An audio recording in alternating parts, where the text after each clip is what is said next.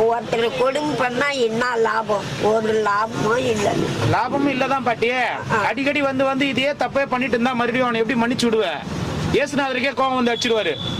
ஒரு கணத்தை காட்டு மறு கணத்தை காட்டுனாரு, அவரே வந்து அடிப்பாரு.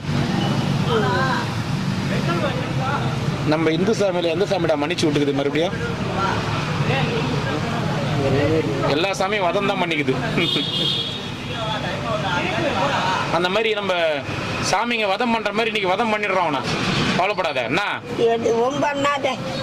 திருட மாட்டான் பாட்டி. அப்பதான் அவங்ககிட்ட வந்து இன்னொரு வாட்டியா என்னவோ அவன் வேணும்னு தான் வரானா? யாருன்னா சூழ்ச்சி காட்டுறதா? யார் சூழ்ச்சி காட்டுவாங்க அப்படின்னு பார்த்தா உனக்கு டவுட் யார் மேல இருக்குது? டவுட் அதுவும் தெரியல. டவுட் யார் மேல இருக்குது சொல்லு. அந்த ஆளு மேல இருக்குது டவுட். யார் மேல? தேனிமலையா மேல இருக்குதா? என்ன டவுட்டோ? எல்லாமா அவன் கஷ்டத்துக்கு அவன்